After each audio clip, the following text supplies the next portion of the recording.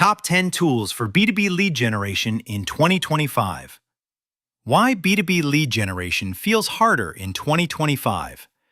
B2B buyers have more control than ever, and most teams feel it in the form of lower response rates and tougher pipeline targets.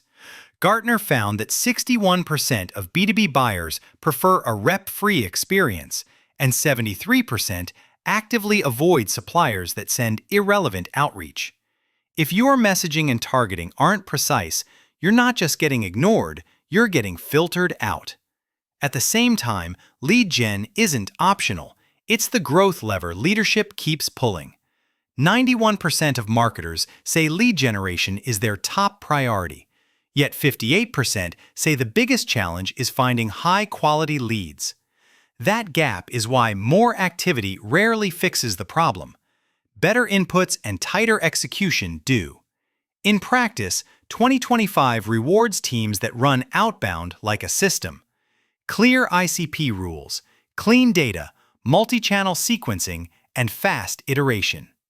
Whether you're building in-house, partnering with a cold email agency, or evaluating sales outsourcing, the tech stack is only valuable if it produces relevant conversations consistently.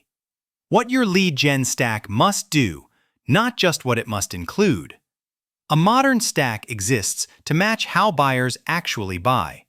Gartner has long predicted that 80% of B2B sales interactions would occur in digital channels by 2025, which means your tools need to support digital-first outreach. Email, LinkedIn, and calling that's coordinated, not random. The second job of your stack is leverage. Salesforce reports sales teams use an average of 10 tools, and 66% of reps feel overwhelmed by the number of tools they juggle. If your tech creates more toggling than selling, you'll get worse outcomes even with best-in-class platforms. So we recommend designing your stack around workflows, not features. Start with who to target, how to engage across channels, how to route and record everything in one CRM, and how to learn from results weekly. That's the difference between tooling that supports an SDR agency-level motion and tooling that becomes shelfware. The 10 tool categories that actually move meetings and pipeline. Most teams don't need more tools.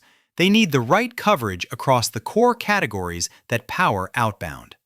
LinkedIn is foundational. It drives over 80% of B2B social leads, but LinkedIn alone won't give you verified contact data, cadence automation, or coaching signals. The goal is a stack where each category has a clear purpose and a clear owner. Below is a practical way to think about the top 10 tools in 2025, not as a shopping list, but as a set of categories you can implement, integrate, and measure. If you're trying to decide what to buy next, use this as an audit framework first, then consolidate overlaps before adding anything new. How to operationalize these tools inside real SDR workflows. The fastest path to results is to standardize your daily motion around a few repeatable workflows. We typically start with an ICP spec, firmographics, titles, geos, exclusions, then run real list pulls in your data provider and validate quality with bounce rate and connect rate checks. This prevents the most common mistake we see: buying a data platform before defining what good data actually means for your market. Next, build one flagship multi-channel sequence per ICP in your sales engagement platform. Cold email reply rates average around 3.5%, so winning teams don't rely on a single channel. They coordinate email, phone, and LinkedIn touches across 2 to 3 weeks, then iterate based on meetings booked, not vanity opens.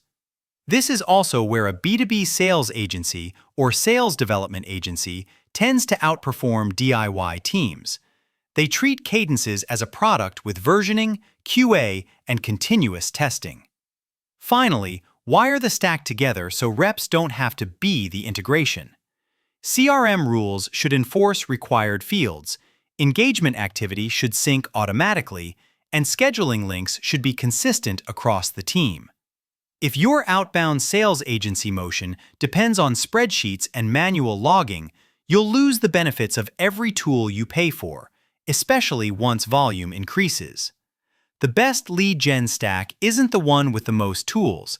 It's the one your reps actually use every day inside a single repeatable workflow. Channel execution, LinkedIn, email, and calling as one system. LinkedIn remains the highest leveraged social channel for B2B prospecting, with over 80% of B2B social leads attributed to LinkedIn. Sales Navigator is most effective when it's used for buying committee mapping, trigger monitoring, job changes, growth, and warm touches that support, not replace, your core sequence. Email still matters, but benchmarks like the 3.5% average reply rate are a reminder that templates alone won't carry you. Treat email as the value delivery channel, concise relevance, a clear reason you're reaching out, and one low-friction CTA. For teams that want to scale personalization without hiring 10 writers, AI-assisted workflows can help. Just make sure they're anchored to real account research and tight targeting. Phone is where many teams recover lost ground, especially when buyers are overloaded digitally. Orem reports a rep using a parallel dialer can get 5 times as many live conversations per hour as manual dialing, and back-to-back calling can increase live connects by about 30%. If you're evaluating cold calling services or building a cold calling team, this is the difference between "we tried cold calling" and a predictable B2B cold calling services engine. Common stack mistakes and the fixes that actually work. Mistake number 1 is tool sprawl without adoption. With reps already juggling around 10 tools and 66% feeling overwhelmed, adding one more platform often reduces output. The fix is consolidation. Pick a CRM, pick one engagement system, pick one data source you trust for your ICP, and only then add specialized layers like intent or conversation intelligence. Mistake number 2 is treating lead gen like volume math. When 58% of marketers say high-quality leads are the biggest challenge, the answer isn't blasting more accounts, it's tightening your filters and relevance. Operationally, this means creating a written ICP spec, enforcing required fields in your CRM, and rejecting lists that don't meet your standards, even if the counts look great. Mistake number 3 is running channels in silos. If LinkedIn is optional, email is untracked, and calling is done in bursts, you'll never learn what's working.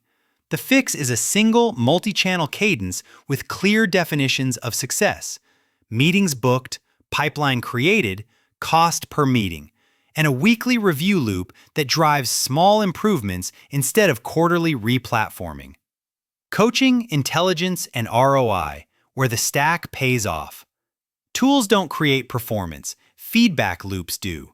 Conversation intelligence platforms, like Gong, are valuable because they turn calls into searchable coaching data. What openers work, which objections stall deals, and what next steps language actually secures meetings. Pair that with your engagement analytics to see which sequences create real opportunities, not just replies. A practical coaching loop is simple. Record calls, tag key moments, and run a weekly 30 to 45-minute review where each SDR brings one win and one loss. This is where a strong SDR agency approach shines. Consistent talk tracks, consistent scoring, and fast iteration, because the system improves even when individual reps vary in skill. For ROI, keep it brutally tied to revenue outcomes. If 91% of marketers say lead generation is the top priority, every renewal should be justified by impact on meetings booked, pipeline created, and cost per meeting. Then use leading indicators, reply rate, connect rate, only as diagnostics. That discipline makes your stack an asset instead of an expense line item. What to do next? Build, consolidate, or outsource. Start with a stack audit against the 10 categories: what you use today, what overlaps, what isn't adopted, and what's missing. In most orgs, the quickest win is not a new tool. It's cleaning data rules, simplifying workflows, and standardizing one sequence that every rep runs consistently. This is especially important in a buyer-led market where 61% prefer rep-free journeys and 73% avoid irrelevant outreach. Then decide what you can realistically operationalize.